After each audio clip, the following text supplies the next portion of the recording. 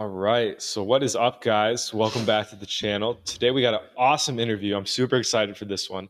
This is my good friend, Kim Hurd. So, a little backstory Kim and I have known each other for about six or so years. First off, welcome to the channel, Kim. Thanks for coming on today. Thank you. Glad to be here, Joel. You're welcome.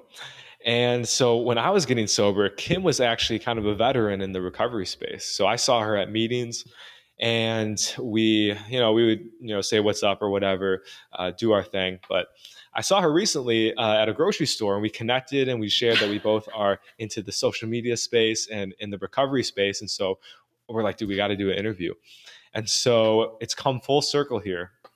Speaking of, Kim is going to be starting her own YouTube channel soon. So stay tuned for that. There'll be links and I'll be posting stuff about it.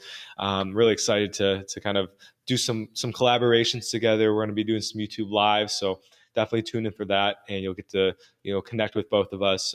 She's got a lot of wisdom, a lot of experience, and we're going to get to hear her story today.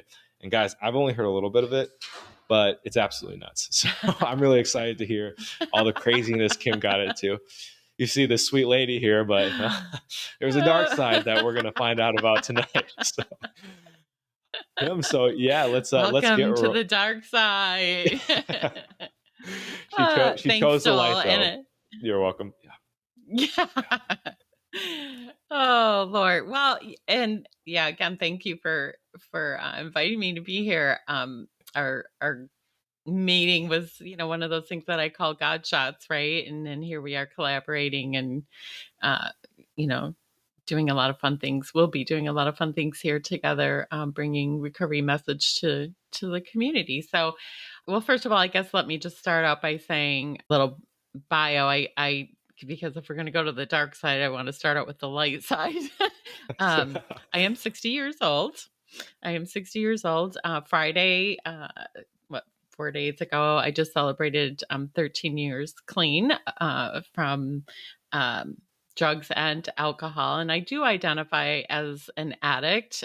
Basically, everybody has their own definition of how they identify, but I do. I choose to identify as an addict. It helps me to remember who I am, where I've been, where I've come from, and although that may be is in remission today, um, I get evidence every day that still an addict, and have to keep, doing the things to maintain my recovery to stay clean, right? And so I'll touch on, my story started, we all have the when's your first time you used and, or whatever. And it's not much different than most people, sixth grade drink, spent the night at a friend's house, parents were gone. First time, I mean, literally took a sip out of every bottle in the liquor cabinet, right? Got You sick animal. during, yeah, right. I think was I in sixth grade? I don't know, and through, got sick on cream de mint to this day, even the thought of cream de Dude. mint, you know. So, in progress, and I was always throughout school like, oh, I'm never going to do drugs. Um, and I know you have a platform on marijuana, weed, and I think that was the next thing I did, seventh grade. We just the story goes on. Eventually, uh, smoking weed was never my thing either. I'm like, ew, I don't like to feel down and kind of, I so I was like, I don't care for that. I did it once, seventh grade. Did it once, with friends in a car, uh, sitting in a parking lot at school, I think. But um, and high school, just back in I graduated in 1980, so it was the 70s, 74, 76 to 1980, and it was drinking at dances and things like that. But um, really didn't care for that feeling either. So I always say, yeah, drinking wasn't my thing. However, 18 years old, I worked at a jean store called Just Pants. at the mall all through high school, That's and did my first line of cocaine, and whoa. that's all she wrote. You Okay. know, found my drug of choice. But it really doesn't matter the substance, right? Granted, uh, we all have our drugs of choice, whatever those are. I learned the hard way throughout the years, and I'll intertwine that into my story. Um, that it's really not about the substance. It's more about just the disease of addiction, whether you believe it's a disease or not. That's a technicality. It's just straight up addiction, because if I'm not using one substance, um, I'll find other ways to get relief, right? So, graduated high school, started partying, weekends, Friday, finding the party. Definitely, was always like, where's the party, and where's the cocaine? And in the 80s, I would say in the 80s, we had a cocaine epidemic, just because everybody I knew did cocaine. Wow. Although I hear people say today, yeah, all my friends do it. And I'm like, yeah, no, just all the people we attract and hang out with do it, right? So my world Right. appeared to look like everybody does it. I'm sure that's not the case. I worked for a company throughout my 20s. I always had a really great jobs. I didn't go to college. I got really lucky because it was the time when computers, personal computers, started coming, uh, you know, onto the scene, and I happened to be at the right place at the right time. I worked for a software developer, micro to mainframe communication software developer, and I was very charismatic. Loved to meet and talk to people, and was good at sales.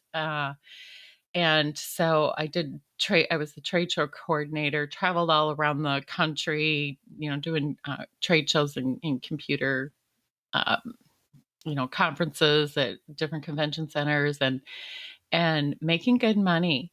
And then because I was on sales, and then commission as well. So 20-year-old back in the 80s making like 45 grand. That was It's a lot of good. money I back didn't need then. to go to Yeah. college, you know. And then I got transferred out to California. He's like, "Hey, I want to set up a West Coast distribution a place you can work out of your home, company car. I'll move you to Hermosa Beach." I was like, "Yay, absolutely!" So here I'm, Sweet. 25 years old, living on the beach, on the Strand. Is he Um, still hiring by chance? and Yeah. Do you know? yeah, right. You know, I will have to say, I mean, I've always been really lucky in that way of having, so here's the thing though. I had lived a double life. It was like I always, looking back, on the outside, everything appeared to be amazing. Living on the beach, got a company car, I'm dressed up in suits, I'm doing conventions, I'm calling on distributors, selling this product, making a lot of money.